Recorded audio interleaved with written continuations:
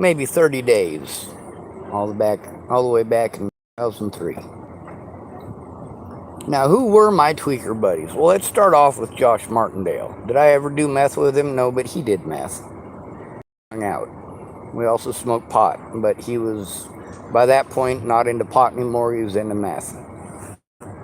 Now, let's talk about the ones that I used meth with. That would be Jason Vogt, Drake Chambers, K. Slayton Morris. Let's see, who else? Alan Bain.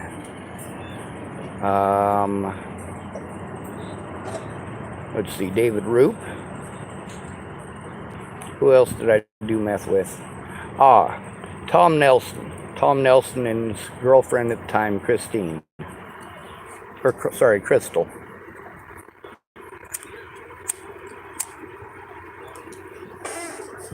Did I ever smoke any of that with Crystal or with Tom Nelson? No. By that time, I'd already quit. I only did it for 30 days. They were my friends back before they did meth. When I left Chapel, Chapel was a total loss. When I left Chapel, Nebraska in 2003, all my friends were fucking meth heads. Turned out a lot of people that were younger, too, were meth heads. I knew that Jamie Curtis did meth, and I knew that Caroline Coffey did meth. I knew that a lot of people did meth because the people that I was doing meth with were their dealers, like Matt Worley and Adam Garrett. Yeah, they were two of the biggest meth dealers in town, but they got theirs from who? Jason Vogt and Chris Stegeman. By Chris Stegeman's own fucking recollection, too. Who else did I do meth with? Chris Stegeman. Of course. Yeah, during that 30 days time, everybody in fucking Chapel who did meth was over at that motel doing meth. They'd wake me up from time to time and give me some meth, and I'd go back to sleep. Sometimes I would wake up covered in my own piss. Why? Because I couldn't wake up. Meth put me to sleep.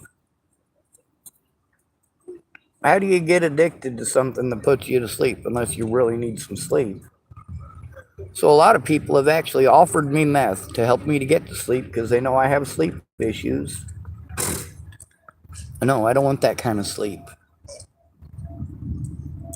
Now, I don't have any useful help. Maybe it'll pan out, but I'm intelligent enough not to just assume it's going to work out, not to put all of my eggs in one basket. I need someone here who's going to help. Someone who's actually going to make the calls with me. Someone who's going to take the time to do those things because it's important and it needs to be done quickly. Not in a week, not in a month, not in a year. That guy who's going to hopefully refer me and I'll get a referral in a week or so, he doesn't know anything that's going on because the lady who let him know what was going on didn't know what was going on. Now, for me, needing that help and being stuck here in this position, unable and incapable of helping myself, yes, I am dependent on others, and that doesn't make me a mooch. I was victimized to the point that I'm like this. I wasn't always like this. Now, when you do the mandated reporter training, they teach you that when somebody's behavior changes drastically, it's because they're being abused. If somebody's behavior changes drastically, it's because they're being abused, and a mandated reporter is supposed to do something about that. Now, most of my friends didn't recognize that. Why would they? And then, of course, there's the list of things that you're not supposed to do or say to somebody because they will push someone to suicide. And all of my friends went out of their way to make sure they did those things, even knowing that those things push someone to suicide. So why would they do that? Why would they intentionally, knowingly, and willingly attempt to push me to suicide knowing I was telling the truth? Well, it's because in many of these cases, it's their words. They're posted up on the internet in their own words, their own voices saying these things. They got busted lying to me and they don't fucking like it. They're not happy about it. But they also know that I don't have the means to do these things for myself, and they all prey on that. including Megan Misigatus. I'm going to lose all of my evidence because nobody is taking this seriously. A lot of the evidence that's on the internet I'm going to lose because here today the matter is almost over. I don't have the money to pay to save my evidence. Much of my evidence has already been destroyed because I was falsely accused and falsely arrested. Because I couldn't pay those bills when I was locked up, that evidence was destroyed. This is not okay. This is not acceptable. It's not acceptable for me to not even have enough money to take care of myself, and I am forced to spend money on help that is not helping because I have no one there who's actually following through. Megan Misigatus played me straight up. Now, I'd like to sit down with my computer. I'd like to have it working. And I'd like to have an environment where I can sit down and make my goddamn videos and make the calls that I need to in peace and fucking quiet and not have to worry about somebody's fucking brat kids screaming at the top of their goddamn lungs about fucking stupid bullshit. And meanwhile, is it the kids that I have to worry about doing that? No, it's the fucking adults. Between Dallas Richmond and Harley Richmond, the most adult between the two of them are their kids. Jesus fucking goddamn Christ. And no, Dallas does not abuse his kids. Harley does. But then again, she got busted abusing her kids, didn't she? And then they let her go. And then they charged Dallas as a criminal. Well, good. Dallas got it coming for being a coward. If he's going to be a simp, he deserves it.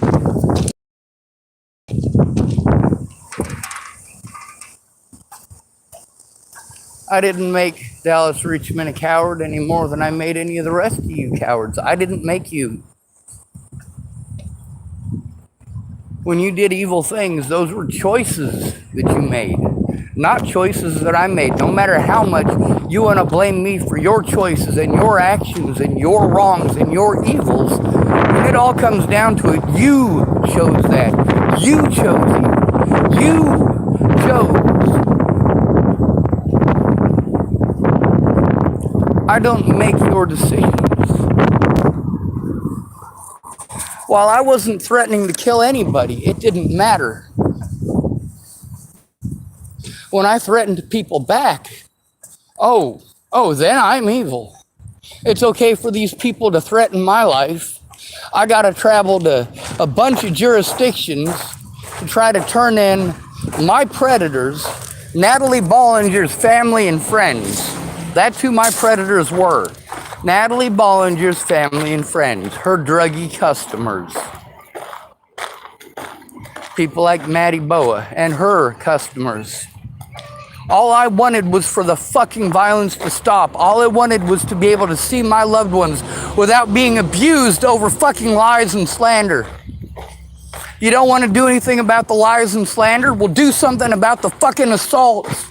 Do something about the fucking threats against my life and my loved ones' lives. Oh, I found a wallet. All right, I'm going to walk this. Just found it. I'm going to walk it over to the thing over there. Somebody either set it down or stole it. Let's see. We'll see what's inside of it. Is there any money? Nope. That'd be the first thing taken. There's no money in it. Looks like it might belong to a homeless person, but I'm not for certain. It says Hood River County Library District, so they should be able to, hopefully, if they don't recognize it, hopefully they'll be able to check it at the Hood River thing and get it back to whoever it belongs to.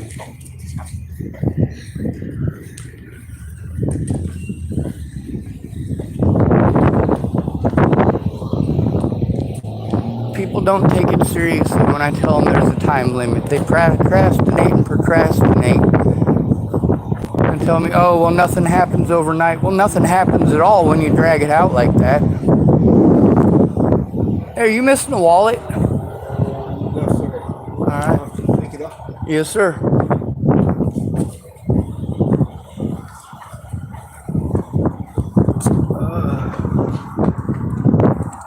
that door's locked.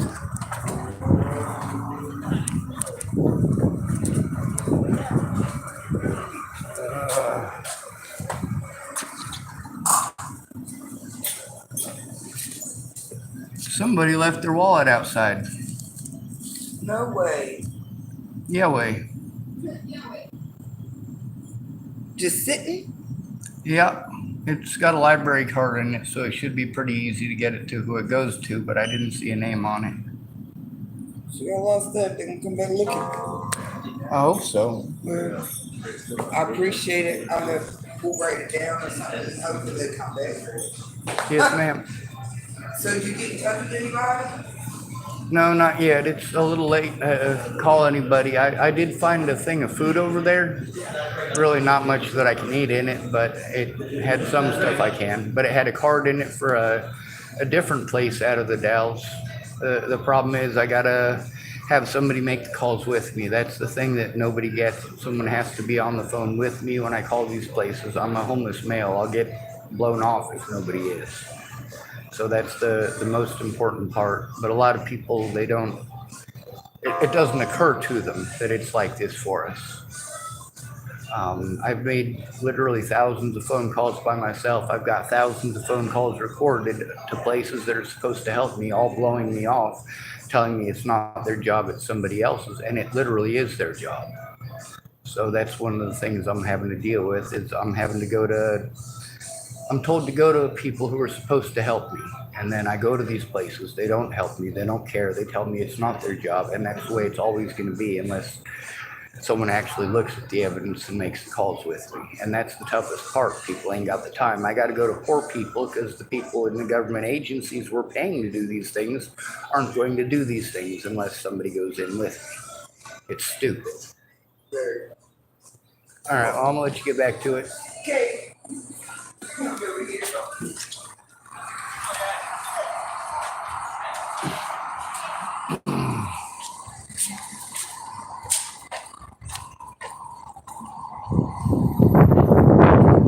Anyway, I haven't had enough liquids today, but I got a little bit in me. Hopefully I didn't misplace that cigarette that I found. I may have. Yeah, it looks like I did. Fuck it. Still goes life. Oh, this might be it right here.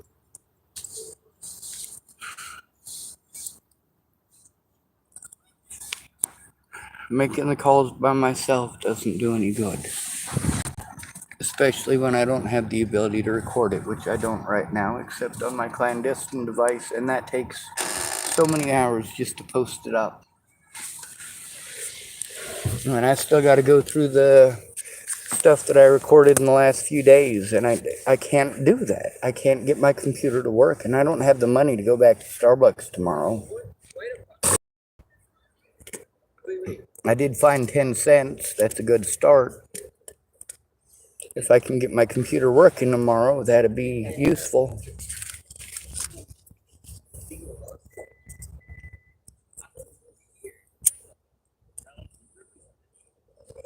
Hopefully some people will drop some quarters and dimes and nickels and stuff on the ground, and I'll be able to pick them up. I think I'm only about 30 or 40 cents short of getting a coffee at Starbucks. And that'll allow me internet access. You guys don't understand how much harder it is to do these things when you're homeless. It is impossible to do these things for ourselves.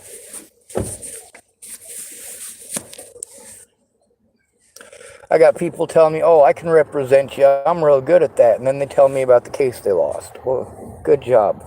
Good job. Yes, I totally want you to represent me when you lost your own case. That's not too bright.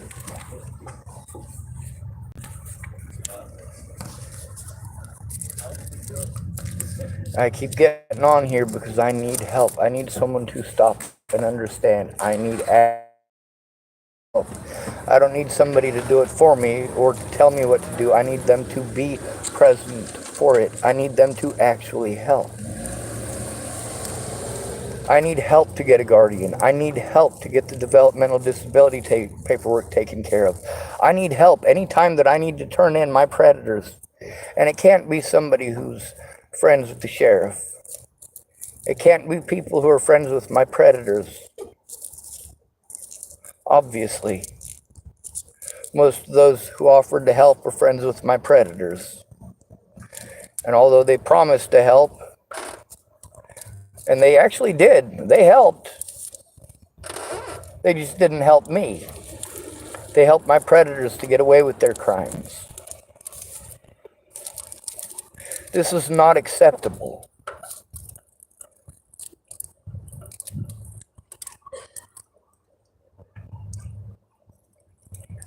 If what these people told me is true, then the cops committed a lot of felonies. We already know the cops committed a lot of felonies.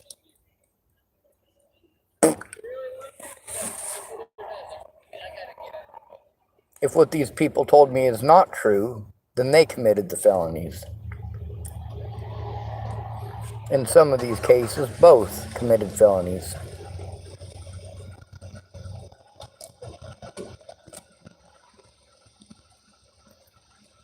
I'm tired of your bullshit, and I'm tired of the bodies.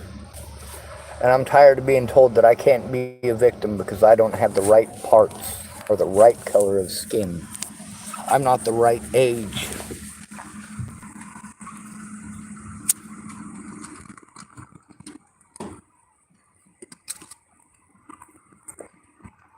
Taking advantage of at-risk adults is a felony in all 50 states. All 50. It's also a federal felony. These people all have to be afraid of prison time now.